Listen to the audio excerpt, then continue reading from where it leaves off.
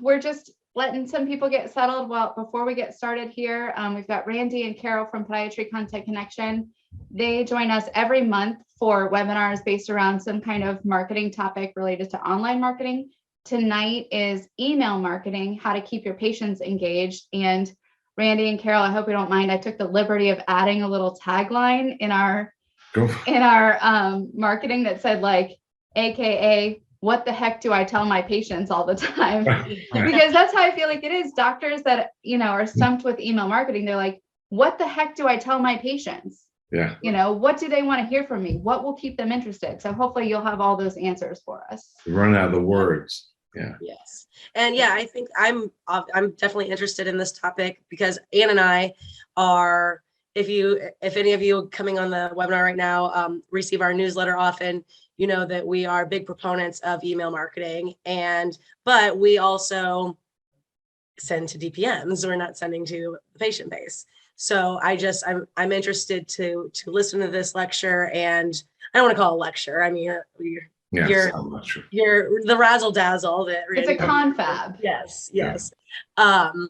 Just because while email marketing is email marketing, there still are a lot of differences in terms of just the strategies when you're doing business to business and business to consumer. So I think this will be really interesting for everyone sitting on the panel. All right. So Randy, if you want to go ahead and work on sharing your screen. Sure. If you guys have any questions during the webinar, feel free to type them into the chat or the Q&A, and we will address them kind of as they come up, or we can hold them until the end, but don't let yourself forget it. So go ahead and type it into the Q&A or the chat so you don't forget. Yep. And as it pops into your brain, pop it on the screen. That's right. Okay, let's see. This is my favorite part of webinars.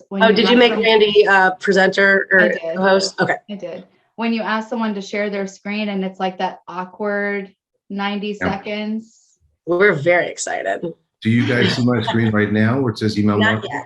Not yet. Not yet. Okay, so I'm doing so. Hang on a second. But I do like the artwork you have behind you. Well, thank you very much. That may change in the next. This is it. There we go. All Perfect. Right, we're getting somewhere. So. Good. All right. I'm going to go ahead and hide myself. Yeah, Okay. Sarah and I are going to mute ourselves and turn off our cameras, but we're still here. So type in those questions if you have them. And with that, we will turn it over to Randy and Carol. All right. So you guys can see my screen. Now you see me? Yep. All right, let's go back. So before we see me, let's see what we're going to talk about email marketing and also about how to keep patients engaged so that it touches on things above and beyond email marketing. But I think Sarah last time we were on, you had suggested this topic. So thank you for that. And I think it's something that, I know it's something that we utilize as a company and it works, but the challenge is that we all get a gazillion emails every day, but there's, there in marketing, there's like, I guess I call it touches. So, even like if you send an email out to somebody and they see it's like, oh yeah, it's another email from Randy, and maybe they don't even open it, but they see the subject line and they see it's from me. I don't want to say that's wonderful, but it's better than nothing. Like it's another touch. And then sometimes if you add value, and it's not just about selling something, but you're actually adding value and educating people, they learn to know that you actually, they might start to look forward to your email. So anyway, we're going to talk about the email marketing and how to utilize that and how to keep patients and prospective patients engaged. So for those of you that don't know me, my name is Randy. I'm the National Director of Podiatry Content Connection. And if you don't know who we are, we've now become the #1 digital, what I call comprehensive agency for podiatrists only. That's only work with podiatrists, doing that about 10 years now. And, I like to say specialists, just like podiatrists are. And we have a extremely high retention rate with our customer base. Many of them are seeing like 10 times return on investment, which is a pretty big deal to a podiatry practice. And of course, everybody's selling something, but we actually put our stuff in writing. So we don't just say what we're going to do. We are sharing with them in writing what we do. And there's 9 podiatry colleges, soon to be 10. We don't work with all of them, but we give back a substantial amount every single month for 8 years now to the colleges to support podiatry. So we're proud of that. And as a matter of fact, 2 of the 4, that would be Barry University in Miami Beach, Florida, and Kent State University in Ohio, have kind of seen their alumni prosper and benefit from our services. So within the last couple of years, Barry University has now come on as a customer of ours. And within the last couple of months, Kent State University, so we're doing all the online marketing for their practices and also for Kent State for their conferences as well. And a little bit something that's kind of unique about us. Again, I'd say everybody's selling something. And of course, yeah, we sell services that help podiatrists, but we don't just take on anyone. We're actually strategic and selective as to which clients we work with, because if we have sometimes people refer to us, and if they're too close to one of our existing customers, unfortunately, we just can't take them on, because we actually protect our clients in their what we call geo-targeted area, which is kind of unique. It's a little bit of a history as far as email goes. Like the first email marketing blast was actually sent in the 1970s, 78. And there was a guy named Gary who worked for Digital Equipment Corp. And his email blast was sent out to just 400 recipients as kind of like a promotion for his company's computers. And it actually resulted in $13 million in sales. So taking into account inflation, that would be about $78 million today, but consequently, this email was also considered kind of like the first spam type message, which is interesting. And then along came Hotmail. So when the internet went live in 1991, email was primarily used by like universities or for corporate communications. And then, the general public really saw it as a kind of like a novelty and really too expensive for everyday use. Again, this is in 1991.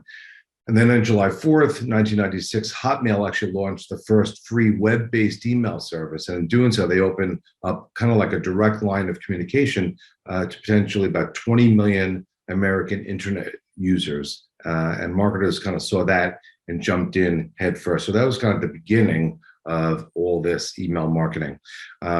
So one of the things we're going to talk about is how podiatrists can use email to not be pigeonholed. And what does pigeonholed mean? So in the case of a podiatrist, like we're pigeonholed in our business, our company does online marketing with a full web presence, meaning websites and content and directories and reputation management and, social media and blah, blah, blah, all that stuff that makes up a web presence. But a lot of people would pigeonhole us to say that, oh, you're that website guy. You do websites? Like, no, that's not what we do. We're not in the website business, although our websites are gorgeous. That's not what we do. Same thing with podiatrists. So if you're the doctor that clips Mrs. Jones' toenails, they know you as the nail clipper. No, that's what you do. But we'd hate to see one of your patients go to an orthopedic practice for heel pain, when obviously you can treat them for that. Or folks are watching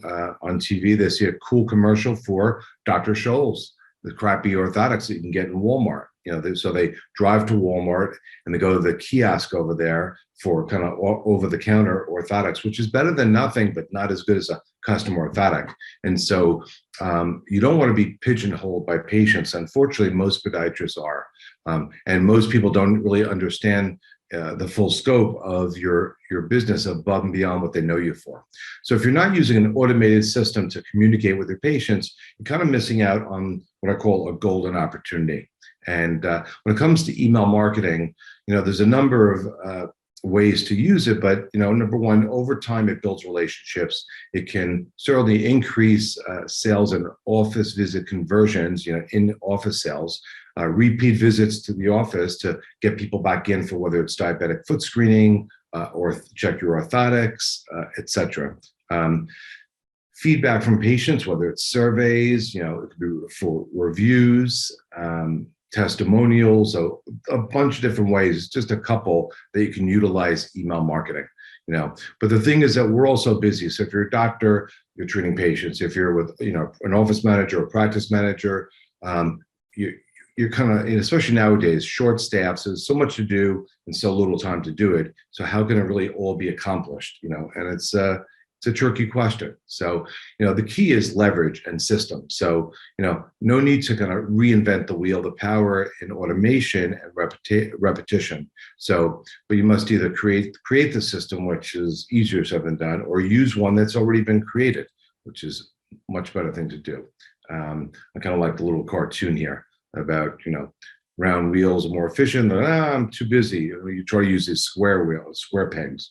So there's a lot to be said for leverage and technology, or I should say, leveraging technology. So, and to give you an example, so in the reputation management world, you can, one of the tools that we have is called Targeted Review tool. It's perfect for podiatrists and practices that they don't really collect many emails, just kind of starting to build their email list. So they're happy to, their patients are happy. So you want to make sure that other people know that these patients are happy. So it's kind of software that targets top review sites and helps identify where you really need help. So it's a little bit of a personal touch involved with this program. And the way it works is after a patient's been treated, somebody at the front desk might say something like, well, how'd everything go with the doctor today? And if the patient responds with something positive, which in most cases they do, you ask if they say, well, yeah, the doctor's great, he saved the day. Would you mind if that's wonderful? Would you mind if I just sent you either an email or a text message with a link to a review site? So if they just said that you guys are great and the doctor saved the day, that's the time, and timing is everything with this when it comes to getting good reviews, is to ask them in that moment. And, so it's, again, while it's still fresh in their mind and before kind of life steps in or before they walk out the door is when I call that the beginning of the end, because even patients that love you guys and love the practice, even those with the best intentions, once they walk out the door, text messages are flying at them and, distractions. So just to give you an example of, this is called, again, targeted review. The last step is simply enter the patient's name, their first name, and their email address into the software. And then you press a button and done. So basically it would say, thanks for being a patient of ours. We'd love it if you give us a review on Google. And when they click on that review, on that link, it goes right to Google. And just put in their name here and their email address. So pretty simple. But as we call it, why not have your cake and eat it too? And I know we're early on. And by the way, this is a pretty short presentation, but I want to give you an opportunity to win something. So in the form of a Amazon gift card. So, and there's not like a gazillion people on here tonight. So you got a pretty good chance of winning. So just text the word win with your first and last name to the number that's up here on the screen, 732-451-7091, and you'll be entered into a special drawing at the end. But you got to be present to win at the end of the webinar. So in the past, we've given away Amazon Echoes, Visa gift cards, Amica gift cards, so Starbucks gift cards. Tonight, we're going to do an Amazon gift card. So text that over and you'll be in there.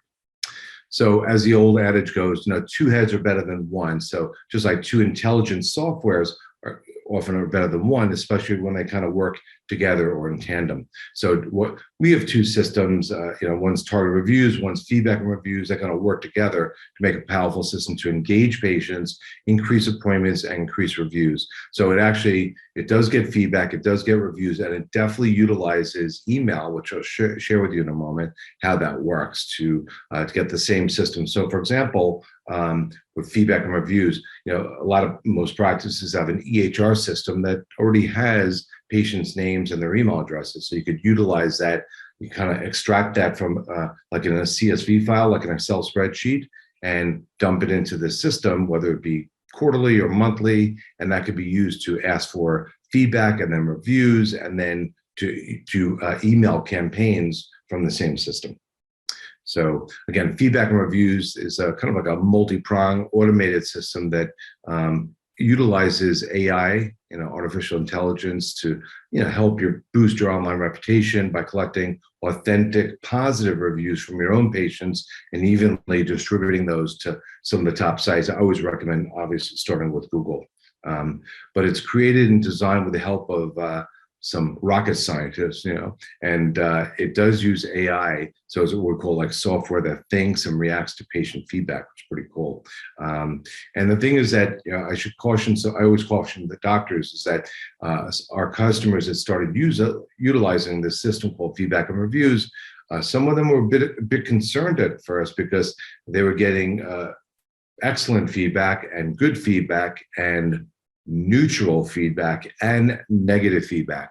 And, too much negative feedback is not a good thing, but, you can't fix a problem that you don't know exists. So you learn things about your practice, for example, about insurance related, or maybe that a wait too long in the waiting room, or somebody in the staff was rude or something like that. So it's good, again, you can't fix a problem that you don't know. So there's value to gathering feedback and, feedback and relationships. So to improve patient relationships and feedback and reviews roots out patient problems to resolve those before they can erupt online as a negative review. So for example, if a system sends out a survey and rated, 1 to 5 stars, 1 being horrible and 5 being excellent, anything below 4 is either neutral or negative review. So again, not a review, but feedback. So you have an opportunity, and this is a practice management thing, to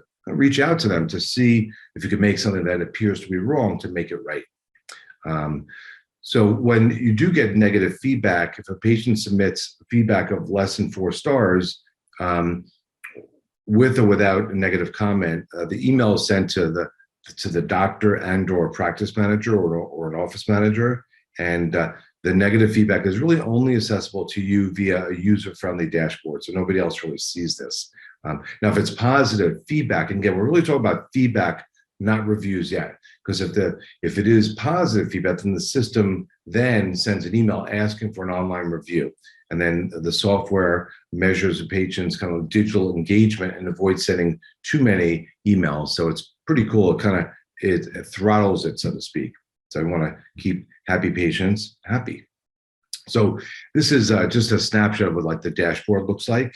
You can see that this particular campaign generated 50 confirmed reviews, which is a lot. So now I want to go back to more with the email. This is an example. The feedback and reviews is an example of how you can utilize your patient names and emails of your existing and active patients, as well as maybe dormant patients who haven't heard from you in a while. And they say out of sight, out of mind. So, you don't want to lose another patient to an orthopedist just because the patient doesn't understand the scope of your work. So before we talked about being pigeonholed. So they think that you're the nail clipper when they don't realize that all the things you can do for the full scope of your business for foot and ankle. So our software stops the patient, migration, and monthly patient education campaigns and emails can go out either text or email, are focused on different foot and ankle conditions. So they're really designed to drive patient appointments, repeat appointments, and ultimately more practice revenue. And it can be, orthotics is a biggie. Really increasing revenue and profits from more orthotic sales, bunions, heel pain, plantar warts, all different things. So it's something that you do. Let's say that you have a Swift device for wart removal or using certain laser or shockwave, that can be monetized through promoting it tactfully through email, maybe through case studies, to sharing tips and so forth. And done right and professionally through campaigns, you can just consistently stay in touch. And again, out of sight, out of mind. So, email helps you stay in touch. If you have a database, you can use it, utilize it. So, this is, it looks kind of simple, yes, but is it simple? Not necessarily. Is it effective? Over time, it is very effective. And, thing is, do you have the time, if you're a practice manager or podiatrist or an office manager, do you have time to do this? And the answer probably is no, because you're busy enough as it is. And, You add in the whole COVID thing and maybe understaffed and overworked. So let's leverage the power of systems and technology to do this stuff for you. So, and again, you get an easy to understand dashboard that kind of keeps track of it all. So you can see how many emails were sent, how many people clicked on it, the responses, how many people opened it. You can see how many reviews you got. So all this is valuable information to help you be more strategic in your marketing and your, patient retention.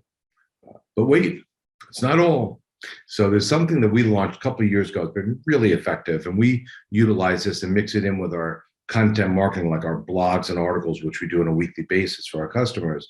So they're called spot campaigns. Pretty cool. They're almost like little mini photo ads. So spot campaigns are call to action photo ads that are published to drive appointment requests and website traffic to your practice. So the spot campaigns are routinely posted on your website and then pushed to Facebook and Twitter to stay connected with all your patients online. They're also sent as email campaigns through our feedback and reviews program. So we kind of, and by the way, people click on these things. It's amazing because especially the younger generation that has attention span of a fly, they don't like to call a podiatrist's office and be, if they're on hold for a minute, it seems like a month, for them. So it's great to have call to actions on the website where they can make an appointment. So it's exactly what this does. So if you want to get, heel pain in the morning, don't live, pain and get it treated, request an appointment. It goes right to an appointment page to help them set an appointment right then and there on the website. This is an example of one for orthotics. And again, this has been a big boost for so many of our customers that have had a boost in orthotic sales, and they're kind of laughing all the way at the bank because it's pretty profitable. So some of the features of these spot campaigns is like it's direct appointment request links. We can click tracking. So we have tremendous successful analytics where people are seeing this because, again, these spot campaigns go three places: your website, Facebook, and Twitter. And then when they click on it, they can set an appointment right then and there. So it's kind of like, it's almost like seeing something at the checkout counter at when you're online at CVS or at Target or whatever, where you're walking through the maze. Oh, I could use one of those. This pops up. You say, you know what? I need to get my orthotics checked. Request an appointment. And now you got an appointment. So they're automatic, they're routine. They can be diverse and related content. It can monitor the performance, which is again, it's really good. The analytics and the click-through ratios on the spot campaign has been tremendous. So we use it twofold for our feedback and review system, but also in the form of email campaigns. So this is an example of one of our many dashboards that we utilize to track things and analytics for our customers. So this is just one customer for 1 month, and it shows, I don't know if you can see it on the screen, but there were 6 requests for appointments for orthotics, 12 for toenail fungus, diabetic foot care. So at the end of the month, they had 72 requests based on the spot campaigns. Pretty cool. And some months could be less, some months could be a lot more, but it's a good number. So a lot of stuff we're talking about. How can you do it all? And you just can't do it because you're already doing a lot to begin with. So key is to outsource and delegate, whether you're a doctor, practice manager, office manager, you want to outsource this stuff. And, our company, by the way, Podiatry Contact Connection, was built, like the chassis of our company is all about these 2 words: helping podiatrists outsource and delegate so they can do what they trained to do for 12 years, which is become a foot and ankle specialist, not to become an email marketing webmaster. So you want to work smarter, not harder. Love this slide, by the way. So got to go back. So, think about it. How would your practice benefit if you had, better reviews, feedback from patients, increased appointment requests through email campaigns and spot campaigns, targeted appointment requests, automated email review campaigns, built-in tracking from these dashboards. So there's no mystery as to where patients are coming from and what they clicked on. So if you see something that's working, I love those 3 words: lather, rinse, repeat. You can do it again and again and start scaling it. So really, we found that when it comes to marketing for podiatrists, if you have the right tools, and a private practice podiatrist is a small business, so if you have the right tools, can save you a lot of time and money, and help you, again, leverage technology that's out there and available to you. So in our business, we've invested heavily over the last 10 years in software designed specifically for us to help podiatrists get more appointments, increase their reviews, engage patients in all different ways, root out patients' issues before it's posted online, and provide education for your patients so you're not kind of pigeonholed. So you get the message out there to patients of the full scope of your practice as opposed to one thing that they just know you for. So, a lot of podiatrists over the last, year or two have really benefited from what we call a digital tune-up. It's basically just like a complimentary consultation, just like a podiatrist would do an X-ray to take a look to see if there's a fracture or something broken. We do something similar. So it's a digital tune-up, we call it, and helps podiatrists and office staff and office managers just gain clarity and insight into your online visibility to see how visible you are online in your area versus the practices around you, and learn ways and techniques that we've helped other podiatrists to, simple things to help them gain more what we call ideal patients that they'd like to treat more often. And again, just to see how you compare as far as visibility, credibility, reviews, et cetera, in your local area, and a whole lot more. So this has been something, it's funny because podiatrists, sometimes they come on like, I'm really busy, I don't know if I should even do this. And at the end of it, they're thanking me. So Randy, this is the best, 30, 40 minutes I've spent in a long time, really gave me some clarity and helped them with it. And, many times we do business with them, many times we don't, but they really get value from this, and we don't charge anything for it. So, making myself and my team available. So if you want to schedule your digital tune-up, and actually just to thank you, we always offer you a $50 Amazon gift card after this, after the tune-up, as we call it. So if you're interested in that and you're open to learning how you might do better, and maybe you can and maybe you can't. I mean, most podiatrists have a lot of room for improvement if they have what I call the appetite. Some podiatrists and practices saying, what, I'm good as we are, good as things are great right now. I'm going to retire in a year or two. I'm good. Other podiatrists are much more what I call hungry. They have more of an appetite to improve and get more efficient and to do more. And they know that all the eyeballs are online. People search for podiatrists via their smartphones, and that's how they vet out a podiatrist. So you want to, as I always say, first impressions and looks do count online. So you want to look good, you want to be visible, you want to have lots of good reviews, you want to have systems that you can leverage technology for, again, reputation management and email marketing that can keep your name out there, educate your patients and prospective patients to do that. So we go over all that in this tune-up. So if you're interested in that, you could just text me at the 917-572-5088. Otherwise, my contact information is up here, and including my email address. So with that, I just told you we'll keep it fairly brief tonight. So I just want to thank you guys for your time and open it up if anybody has any questions. All right. This is my favorite part of the webinar. Randy, your presentation was fantastic, of course, as always.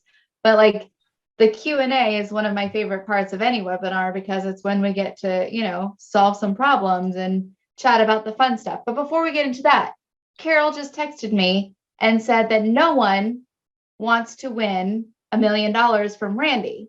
So as a reminder, if you want to win $1 million, you have to text. Got to be in it to win it. Yes, you got to text something to 732-451-7091. Carol, was there a magic word? There is. They need to text the word win with their first and their last name. Awesome. Okay. So win, like that song. WIN. Three little letters. Yes. Okay. I'm having an issue here. I'm having a brain fart. I have so many questions, so many things. Okay. So I wrote down, while we're waiting for some text to roll in, my favorite part of the things that you offer is the patient education campaigns, because that solves the question of what the heck do I tell my patients? You know, what do they want to hear from me? And sometimes it's not always, hey, call the office, we're open. It's like, hey, do you have heel pain? Are you having a bunion, or what's going on in your life? And it's that constant reminder that will actually get them to call. So, you know, that's definitely a valuable service that you guys offer. Mhm. What are the general themes that you are kind of consistently putting out for practices? Is it general foot and ankle health information? Is it about cash services? Is it about the staff? What does a standard email blast look like from Podiatry Contact Connection? Yeah, I mean, it really depends on the practice. It could be heel pain is a biggie. You know, talking about that. Custom orthotics is a biggie. For example, I mean, let's see. I saw a podiatrist today, Andrew Schneider. He's pretty active on the web. The big news today is that they, no more masks when they're flying, at least right now. So he immediately sent out an email blast about, masks are still welcome in our office. Depends on, your preference. So if you don't want to wear a mask, you don't have to. But if you need to wear a mask, you want to wear a mask. So that's a subject. I mean, you could just tie into current events, like mask and COVID is a big deal. And COVID changes, one day, we're back to normal. The next day, there's another wave coming. So who knows? So current events and concerns, and COVID is something. There could be something seasonal where, for dry feet in the winter, or, summer stuff, springtime, running, this guy, Andrew Schneider, if you don't know him, he's big on videos and so forth, but you could do the same thing with emails where running is a big deal. So you could do something about sports injuries, running, prep on that, all different things. Yeah. Do you find that the email blasts that do incorporate videos get more clicks versus just text-based emails? Or what's kind of maybe one or two things that you've noticed across the board that really increases the engagement with an email? Yeah. Well, video is definitely good, and short and sweet is good. I see some marketers that are really, some top internet marketers that will send a video clip and it says, check this out, 43-second video.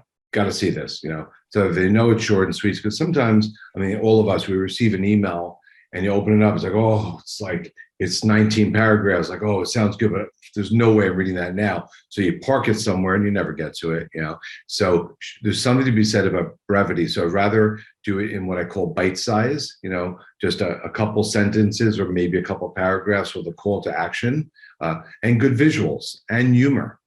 Sometimes humor, sells. So, I send out emails and I have somebody that works for me and she does it for me, helps me with this, but twice a week on Tuesdays and Thursdays. So maybe some of you that are on the call here on the receiving end of it, but they're good. And, do I get people responding to all my emails or call me up? Sure I do. Only kidding. I don't.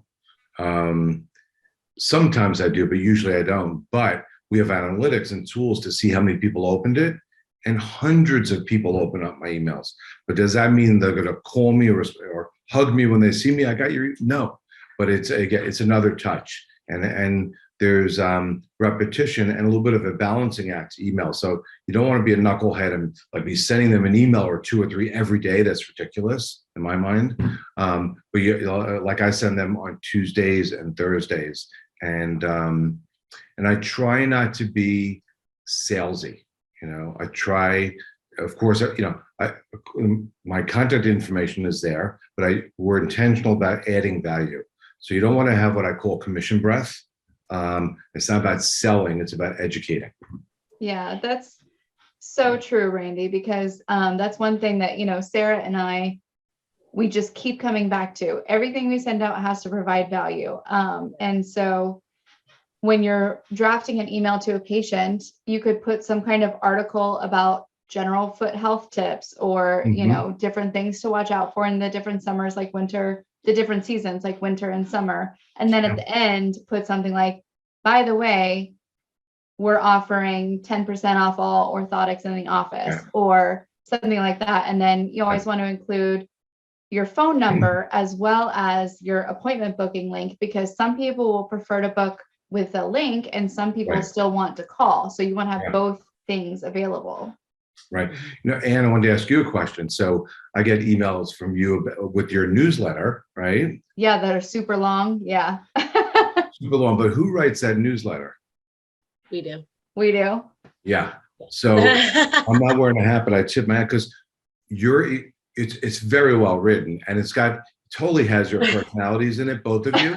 You know, it's got the pictures. It's funny. I think sometimes you can tell who's written each article as well, just because like we have a similar, but we still have our individual unique voices. Yeah. It's fun. It's goofy. It's personable. It's like it's real, and it's not stiff. You know, so I think to have personality and some visuals and some humor, it's all good. I like that. So with that, because that can be really tricky, and we kind of touched on this, I think the last webinar we were discussing when we were talking about blogs and just, you know, just creating content for the practice. Obviously, your staff isn't in the practice, like each individual practice on the day-to-day. Right. So when you're creating the content for a practice, how are you able to get the voice of the physician across without that physician having to do a lot of work on their end? Yeah, well, I mean, like we do blogs on a weekly basis, but what we don't do is like custom blogs every week for podiatry practice, because that would never work. There's no way. So when we have a new customer comes on board, through the onboarding call, we get to learn what that practice and or that podiatrist does and does not do. So, for example, if they don't do surgery, we don't talk about surgery. If they don't have laser or shockwave, we don't talk about that, but we do talk about and tee up what they focus on. So some practices are big on sports medicine and orthotics, things like that. So we'll focus on that. They're big on heel pain. So we want to find out what their profit centers and areas of expertise are. And, you know, if some of our customers, one of which I just bumped into in Chicago 2 weeks ago, his name is Hartley Milchin. He's the bunion king. Yeah. Cool guy. And he's so focused on bunions. If it's not a bunion, I don't want to talk to you, you know? So that's all we talk about for him is bunions, you know? And well, and that's, I mean, you know how I feel about niche. I am obsessed with it. And I think it's brilliant because when he is, I mean, I don't know everything, the ins and outs about his marketing campaigns, but I always recommend to be top of mind for something, like be even, and it doesn't even necessarily have to be a condition. It could be you're top of mind for seeing pediatrics in your community. Like you are the practice to go to for children.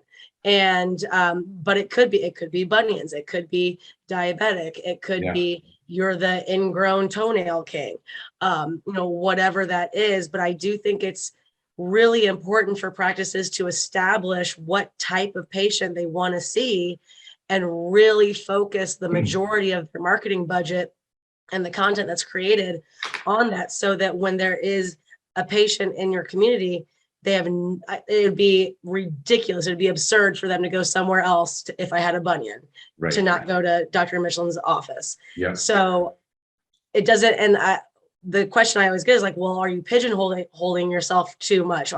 What if I see diabetic patients too? And if I'm just the bunion king, are the diabetic patients going to go somewhere else?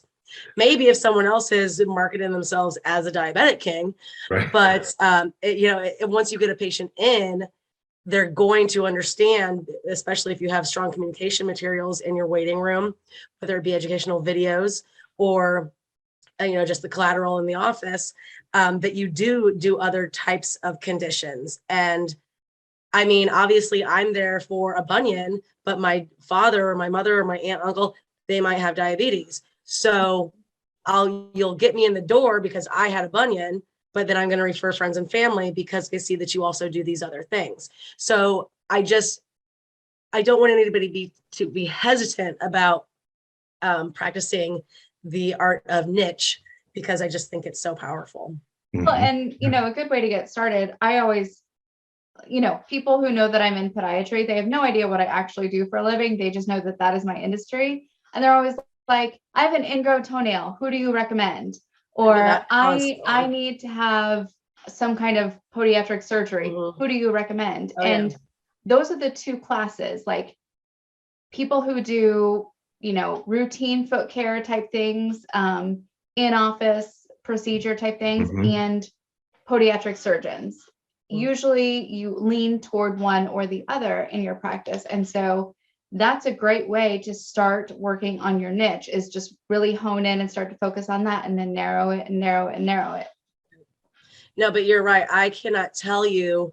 I got a text message this week from a friend of mine that said, hey, I know you're in, because I don't work with the practices, right? Like not really. We work on like content and we give you tips and tricks and things like that, but I'm not like Randy working with the practices every single day. But I got an email from a friend that said, hey, my kid is starting to pronate, whatever. Do you know which podiatrist in town is great for children? And I'm just like, I don't know, but they're asking me, like, because I've branded myself with my friends and family as, they know I'm in podiatry. Right. You're in podiatry. Right. You are the podiatrist. So make sure that everyone knows to come to you for something specific. Yeah.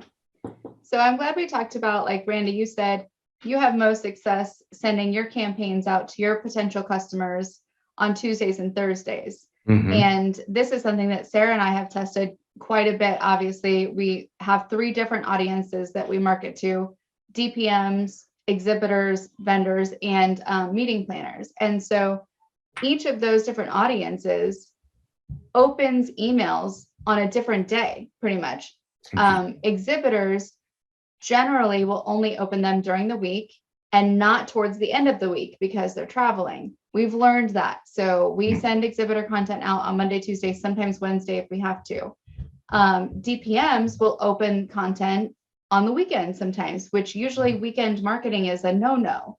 Mhm. So, I think it's interesting, and you have to test that for yourself, because Right. your demographic and your patient base might lean toward something different. And so test different times of the day, different days, and then compare and see, all right, I found that Tuesday afternoon at 3:15 really works great for my patient base. Or, Right. just have a couple go-to times and days that you consistently email. Randy, do you have practices that struggle with building their email list?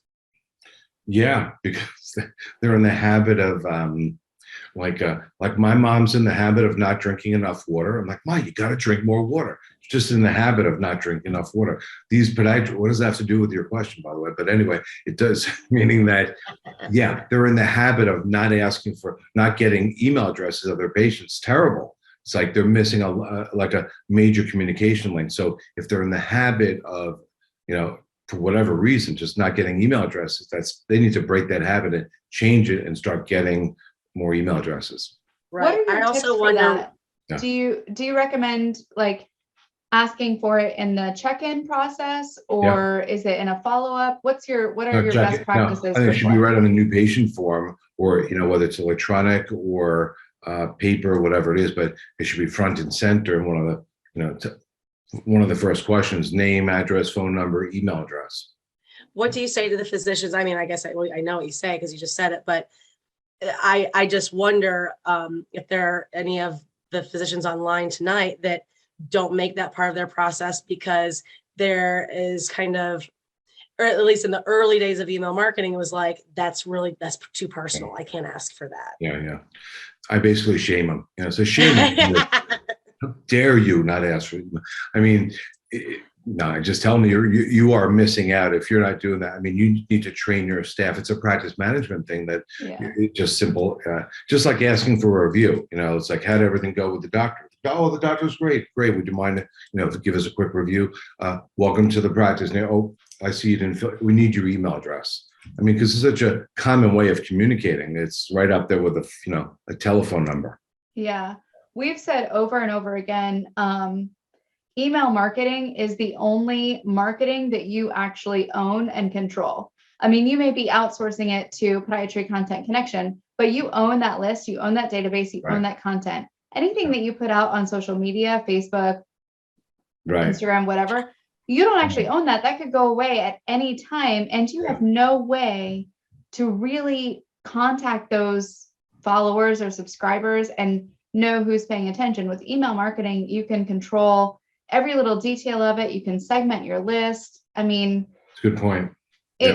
people think, oh, no one opens email anymore, but it's the only thing that you can control. And I will tell you, Sarah and I obviously don't do business to consumer marketing. We do business to business marketing, but it's changed the game for us. I mean, that if I had to pinpoint it to one single thing, it would be email marketing that has shifted our business for sure. Yeah. Yeah. It's a good thing.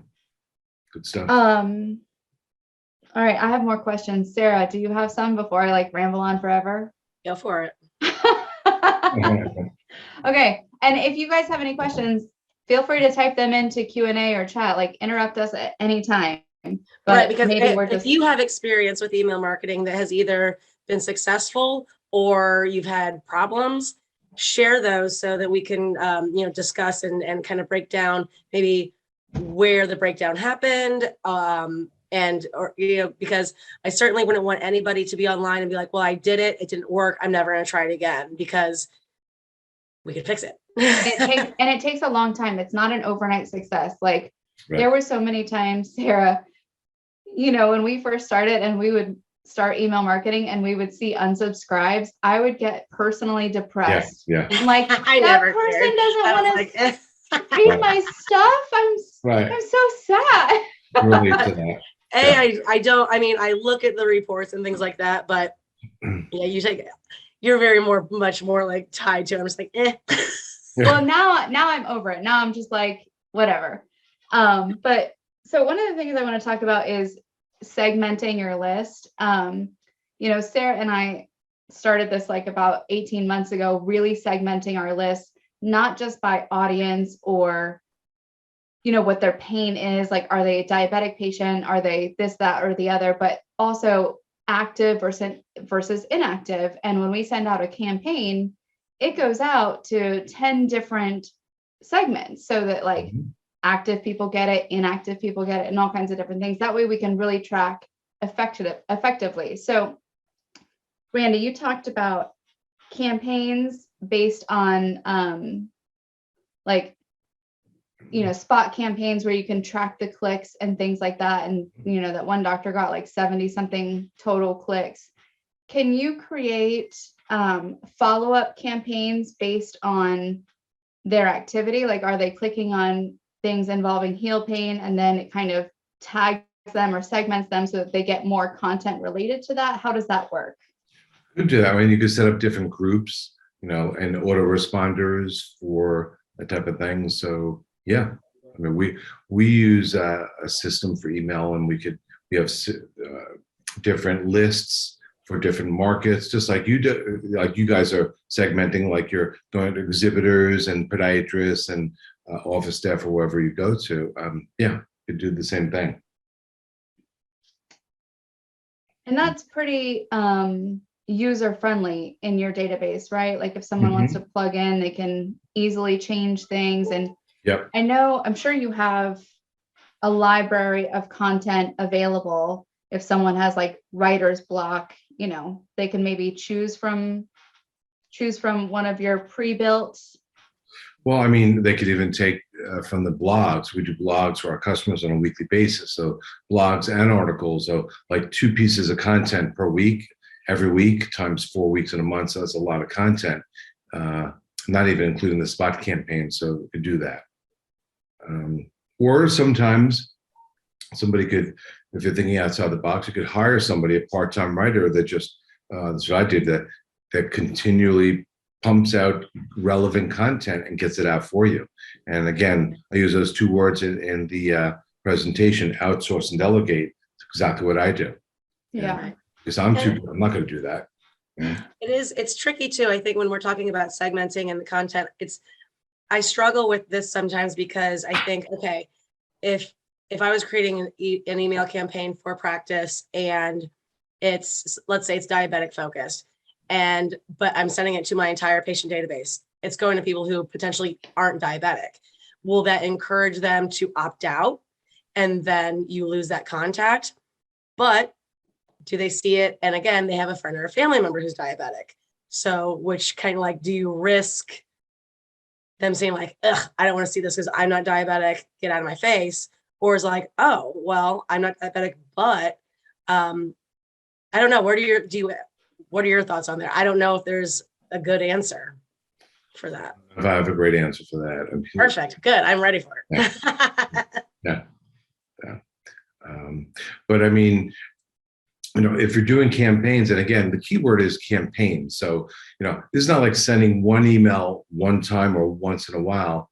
It doesn't really do the trick. You've got to be some strategy behind it. And like you said initially, generating ideas for, we're always doing this, Carol and I, doing brainstorming new ideas, different angles, what's important to people, so Yeah. a campaign goes out and then, an autoresponder. So, we have autoresponders we use for it's email. So for example, if we meet a podiatrist at a conference, we have a set autoresponder, meaning that we put them into our database, first name and email address, and then now says, hi, Dr. Jones, it was nice meeting you at the XYZ conference in Chicago, blah, blah, blah, blah, blah. And then 2 days later, another one goes out on cruise control because it's already set up ahead of time. We're curious to learn about your practice. We took a look and you got some issues. We need to chat, and a third one goes out. So we don't do it every day, but we might do it every 4, 5, 6 days over many weeks. So we tactfully stay in touch over time. Yeah. And, so that's a little bit different, from us because we're more in the sales and we're exhibiting at a conference, with a podiatrist that has maybe somebody comes in once for a treatment and they don't see them again. That somebody said to keep your practice top of mind or, patient retention, and then open them up to, again, like we said before, you're being pigeonholed. So you want to let them know that, guess what? We do more than just clip nails and, this and that. We do this, that, the other thing. Did you know we do this? And yeah. So there's a bunch of ways you can utilize and leverage email for top of mind, FYIs, expanding their knowledge in different areas of foot and ankle, case studies, testimonials, foot facts, all different things, and you can even get creative. Look at the calendar, not every day, but there's all kinds of days. There's National Foot Doctor Day. There's this and that. I mean, just be creative. And there's so many things you could write about. One of the things that you said is like a key element to being successful with email marketing. It's, consistency is key. And so you can't say, oh, I'm all in right now. And you jump on and you schedule 8 emails in a row to go out for the next, 6 to 8 weeks. And then you drop off the face of the earth and your patients are like, well, that podiatrist obviously died. Yeah. And so and that's one of the hardest things because when Sarah and I started and we're writing this newsletter with all this genius content and we're seeing 9% open rate when we first started, right? We're like, no one is paying attention to us. Why are we spending all this time writing all these genius articles? But it takes time to build up an audience. And now, we're reaping the benefits of it. And, sometimes you don't want to write an article or put together an email. Right. We have that same issue with writer's block. Yeah. You got to have systems, you got to have systems to do it and be able to, again, outsource and delegate it. Because when I meet podiatrists at the conferences and they say, oh, yeah, blogs and articles. Yeah, I do that myself, or I'm going to do that myself. I'm like, no, you're not.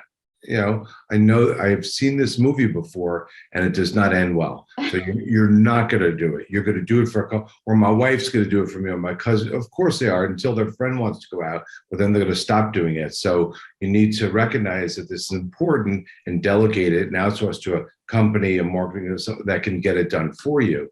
Yeah. And it is especially hard in the beginning when you feel like no one cares what you're saying. No one is reading your stuff. People are unsubscribing. And it's like, why am I spending all this time putting this together? But you just got to keep at it because it does take a while to gain traction, but it is the one thing that can significantly impact your business, your practice. Yeah. And I think it's interesting too, is, I mean, I am a normal human. I have contacts. Been to, I go to the doctor. I get 0 emails from my physicians, 0. Right. And it's astonishing to me. Yeah. It's weird. So I'm curious, out of all of the DPMs that you work with, are many of them doing email marketing, or are they spending more money on things like, Google AdWords and things like that? Like what's the attitude of this type of service from our industry? We have 4 podiatrists that are doing it. I'm only kidding. No, we have more than 4. I was going to say, I was like, Really? oh no. Yeah, we have 4 of them. Yeah. Now, in our world, we huddle with our customers like on a regular basis. So we kind of coach them. There's in podiatry, there's these mastermind groups and they talk about all these things that you should be doing. We do a lot better than that. We are giving them individualized attention and review calls in many cases on a monthly basis. And this is one of the things that comes up is that there's a gap here. It's like you have an EHR system with literally 10 or 15,000 email addresses of your patients, and you're not leveraging that. Hello. So we need to, walk them through it and coach them through it, how we do that. And how difficult is it to get an Excel spreadsheet to export from an EHR system to dump it into our system. And by the way, we do all the work for them.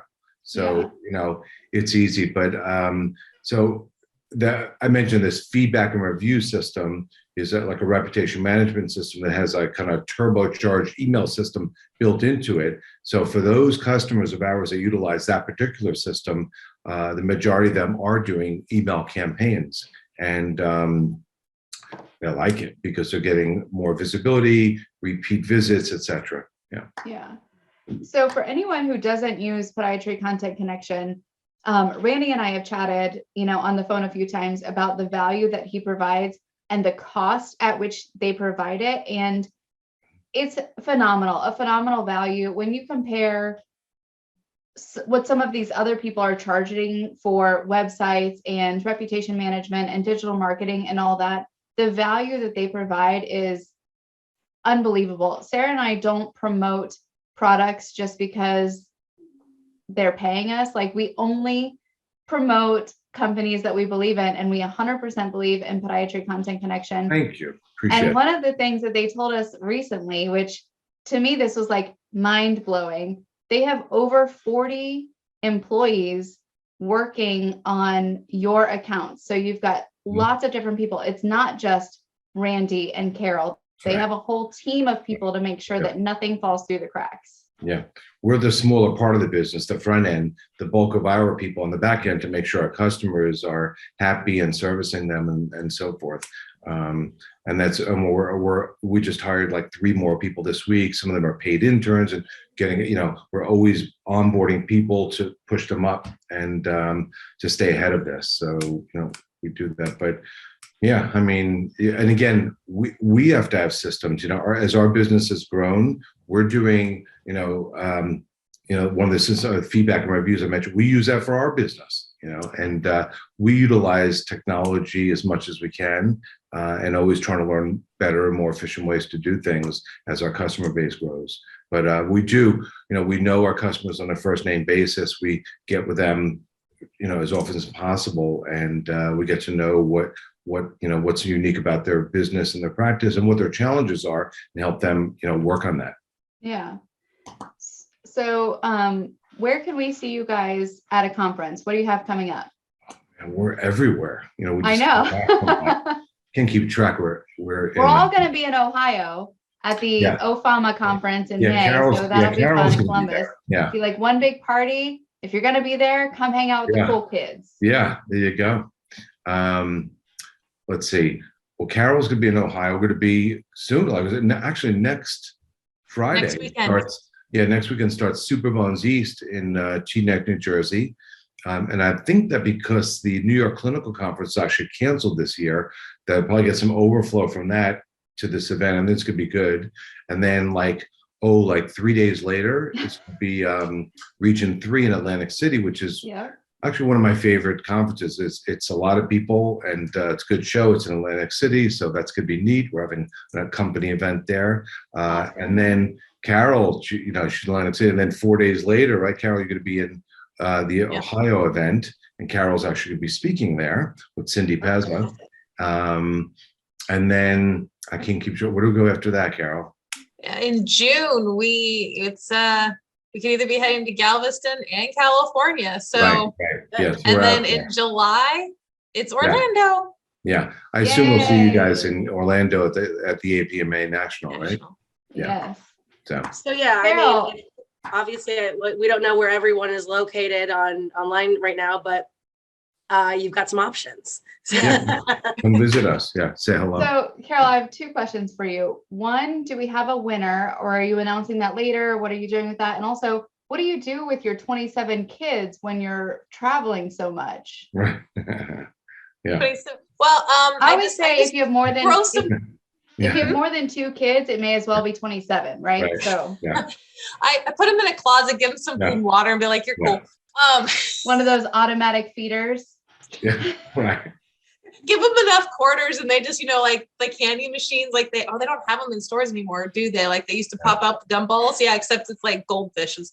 No, I'm kidding. I love They go to their fathers, so they get to go hang out with dad for a bit while mom's gone. So it. Did anyone win $1 million? they did. So Lisa, hopefully I pronounced this right. So Lisa Cornely, Cornely. Awesome. So congratulations, Lisa. All right, Lisa. Booyah. All right. Yay, Lisa.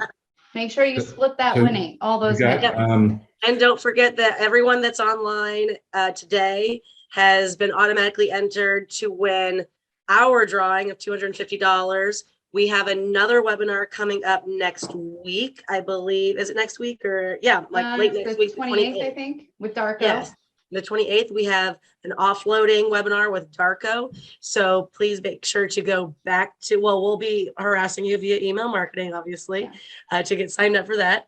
But if you want to sign up now, you can do so. Go to podiatrymeetings.com, click on our Practice Partner Academy webpage, and you will see the form to register for next week's webinar with Darko and offloading for the diabetic foot. Yeah. all right. So to wrap it all up, we love having Randy and Carol from Podiatry Content Connection because we always learn something.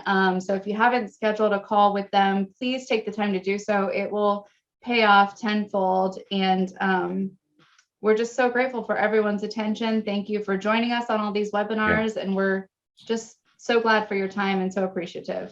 Thank you for your If you time. want to Appreciate see you. this presentation again, don't hesitate. I mean, we will put it on the website, but if you for some reason can't find it, don't hesitate to reach out to us. We can lead you in the right direction to see the presentation. Or if you think you would like to share this presentation with your colleagues, please ask. Yeah, you can always Ask access and you all the shall receive. recordings Yes. on the Practice Partner Academy archive page. So they live all there. So you can find anything at any time. If you miss us, you can just click on it and rewatch it. All right. Thanks for having us, guys. Appreciate it. Have a good night. 100%. Okay. Thank you. Have a good night, everybody. Good night, See you next everyone. week. Bye. Bye.